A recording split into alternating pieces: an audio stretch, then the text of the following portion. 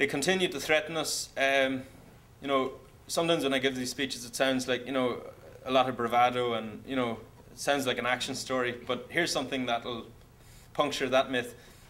My first order from the captain was, as soon as we got threatened by the IDF, was to go and get a good sleep because we didn't know how long the night was going to be.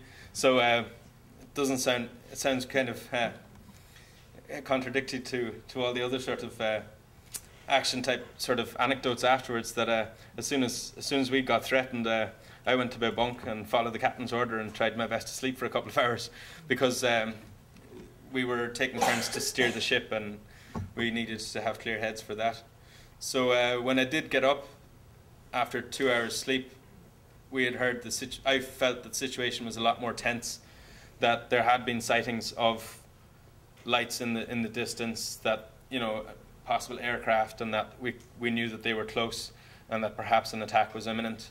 But there was always the common sense sort of idea that they wouldn't really do this, would they? It's like, it really doesn't make sense for them to attack us, like, and suffer the massive sort of international public relations fallout that Israel did suffer afterwards. But we really just hoped that they would see sense and not attack us. But they came in, they threatened us for the entire night, and at 4 o'clock, about 4 o'clock, is when we were travelling close to the Mavi Marmara, and we saw the Zodiacs come in, and it was really quite ominous. And some of the people have described the way that the Zodiacs came out of nowhere.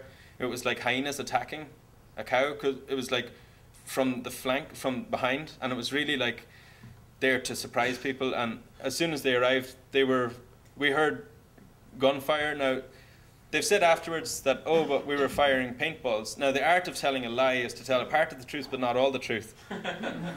It's true, like, they were firing paintballs, but they were also firing live ammunition. Now, they were initially repelled. People had water hoses, etc. And as under maritime law, you're entitled to do, if you're ever sailing past Somalia and pirates attack you, you're entitled to use water, not just water hoses, but under maritime law, you're actually entitled to use physical force against an attacker. It's your entitlement. But actually, there was no contingency plan for that, because it was so outlandish we didn't think that that would happen in that way. So people, we saw the people on the Mafi Marmara, and they were throwing rubbish bins down and chairs and whatever they could find to resist the attack.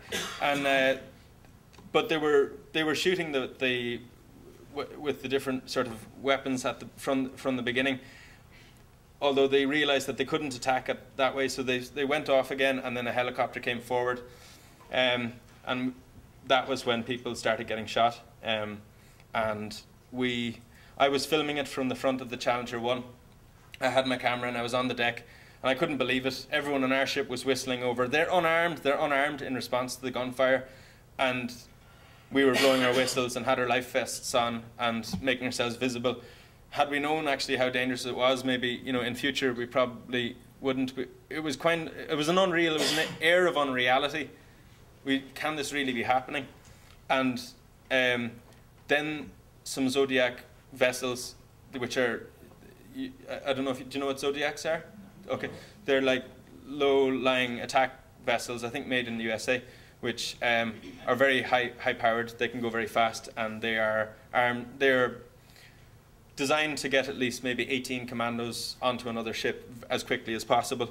And they came after our vessel. Ours was the fastest in the flotilla, so the captain, who's from England, put down the throttle, and we continued as fast as we could for half an hour. I was filming the whole thing, and we were half an hour towards Gaza, and we kind of had this notion that, you know, maybe when it gets brighter, you know, because it was dawn at this stage, they won't attack us, because we had satellite upload that we could film and get up there, and it was actually covered by Sydney Morning Herald straight away after that, as this was happening. And some of the pictures that appeared on the front cover of the Guardian newspaper in Britain were taken from our vessel, and other newspapers covered it as well. But that from the photographs that were taken from our ship.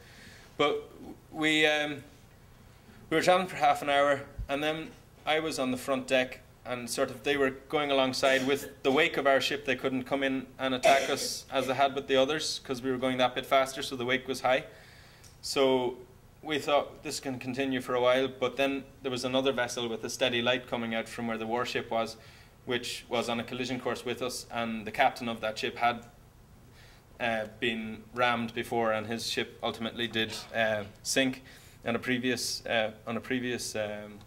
occasion when he was attempting to get to Gaza. So he just took the decision, as any responsible captain should be, that, you know, ultimately the most important thing is the safety of the passengers, and he cut the engine. So we were sitting there, engine cut, and we had sort of all our different flags, and our notion was that there's no way they are going to attack us militarily, and we have to maybe resist, use non-violence, blockade, hold our arms, and just speak to them. And it was the women really who went to the forefront in our ship, and the idea was to protect the journalists for as long as possible, so they could upload whatever they had and get it covered.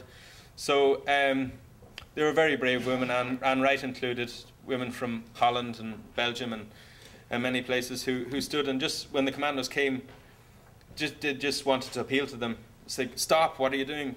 We're not going anywhere, don't attack us. And one of the women got shot in the nose with one of the rubber bullets, and her nose was broken. And one of the journalists, when she was holding up her credentials, got tasered. And she was Irish-Australian, so her response was, "I'm about to feed a fucking journalist, you fucking prick." Which,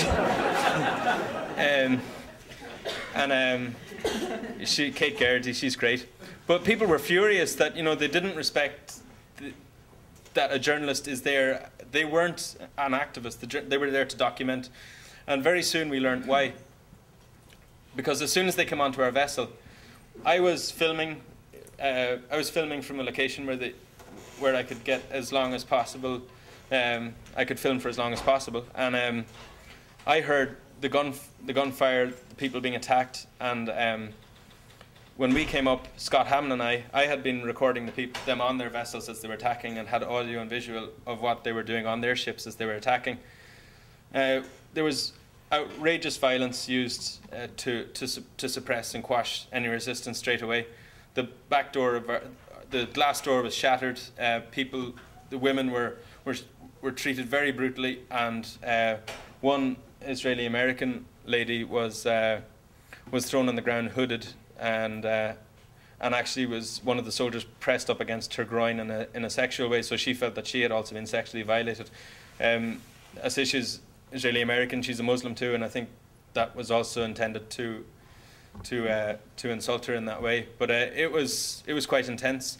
I came up, and the first commando that I encountered, he was about 18 or 19, and I looked at him, and I could see he was nervous. He didn't really want to be there, and he's like, "Hey, sit down," and we were kind of going, "What are you doing?" It's like, "This is a US flag vessel in international waters. You can't attack us. Like, it's against all the laws." It's like, if this is what you do to your best ally, it's like, we're really here for a legitimate human rights protest.